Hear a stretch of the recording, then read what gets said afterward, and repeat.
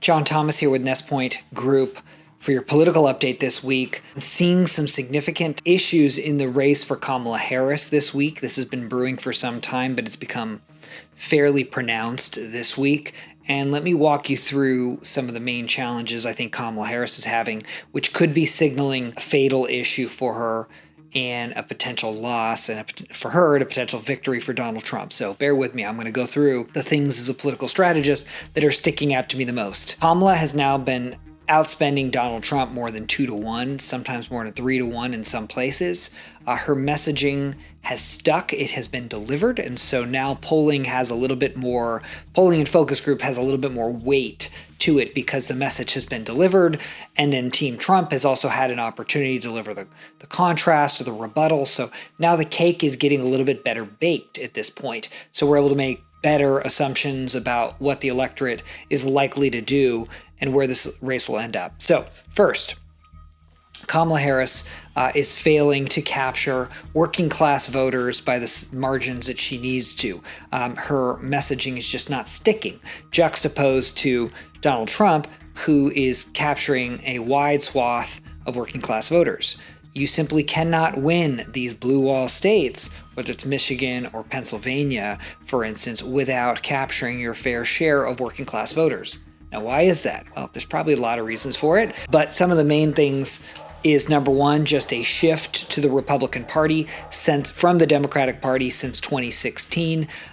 Donald Trump has reshaped the Republican Party into a working class populist party versus the Democratic Party has been perceived now to be more of the party of the elites. Ironically, it's interesting because it was always the Democrats that were actually for the working class people, but not recently. So that's an ongoing trend. And then I think the other challenge is I just don't think Kamala Harris has articulated a strong message on the economy and what she would do differently than Joe Biden. This idea of she's branded an opportunity economy, it's just fluff. I don't think she's really put a lot of meat on the bones. Juxtaposed to Donald Trump that has a track record that by and large people thought the economy was better under Trump than under Biden. So I think those are those factors. So that's a big problem, failing to capture working class voters. Issue number two, Kamala Harris is getting creamed with men.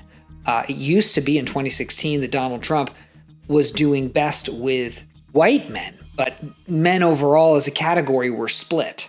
Now, men, broadly speaking, even cutting into traditional Democratic base men, African-American men, Latino men, white men are in large majorities voting for Donald Trump and not voting for Kamala Harris. This is a trend that's been happening since 2016. In large part, it's a cultural shift, meaning that the left has pushed so hard, and Kamala Harris has embraced this, into this wokeism and toxic masculinity that a lot of men have simply just rejected.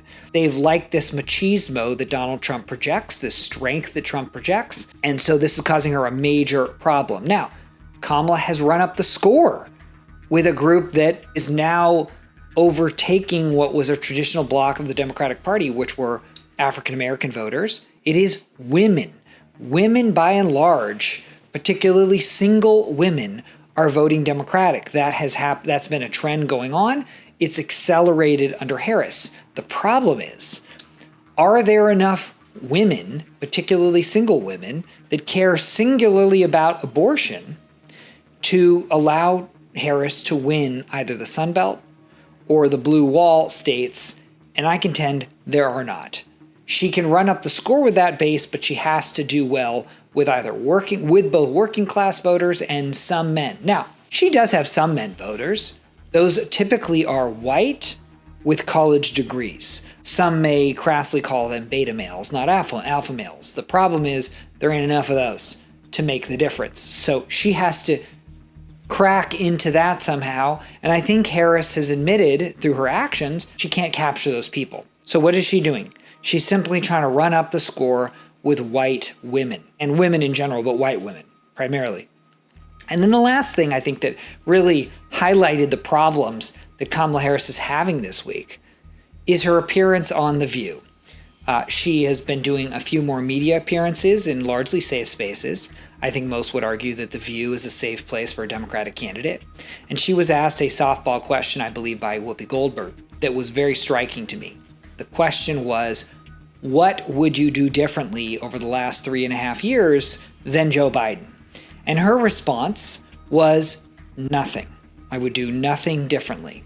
Forget the fact that that's a little bit tone deaf, given the fact that her administration, Biden's administration, is largely unpopular. In fact, it's one of the main reasons why Joe Biden was forced out of the race, is because he was going to lose, because voters by and large didn't like the results or lack thereof that his administration delivered. But she now has directly counteracted this messaging that she is a change agent and Trump is reverting to the past. This is problematic. This soundbite will be the closing ad for Donald Trump's campaign. Generally speaking, if you have 2 weeks or so left in a race, that's enough to fully deliver a message using paid advertising to an electorate. We have, well, let's see, it's almost like 28 days or something, approximately, to deliver that message. That's sufficient. So the problem is this. If the election were held today, given those two groups that I'm outlining, Donald Trump probably squeaks out a win. We also know that Donald Trump is winning in certain Sunbelt states. He's winning in Arizona. He very well might win Nevada. That might be enough just to stop her in her tracks right there. But then you add on top of it that she has to win Pennsylvania. She has to win Michigan. She looks like she's behind in Michigan, and she's probably tied in Pennsylvania with a slight edge to Trump. So I guess the question is this. If she needs something differently to happen in the next 20-something days, what exactly is going to change in this race? Well, it's probably not going to be more advertising, because that's kind of baked in the cake. And the more interviews she does while she's trying to juice up her female base, she keeps stepping in it with issues like, I would do nothing differently than Joe Biden. So if the race stays at stasis, it's probably advantage Trump because of the things I described. But odds are she will make another few mistakes, which could provide an opportunity for Donald Trump to exploit, which could allow Donald Trump to pick up momentum. I suspect, look, this is still a close race. I'm not saying it's not. And there is a scenario in which Kamala Harris wins. But it's very possible that Kamala Harris has plateaued. Even with her, she has a better operation than Trump. She has more money in advertising dollars than Trump. She's slightly more popular or less unpopular than Trump. But even with all of that, Kamala Harris has more problems than Donald Trump. Kamala Harris has been unable to seal the deal with these important groups. And it's quite possible that Kamala Harris peaked about 2 weeks ago. We'll see, but that's what I'm seeing at this moment. I would rather be Donald Trump than Kamala Harris at this point. Still too close to call, but as I'm watching this develop, Kamala's in a bind. It's a catch-22.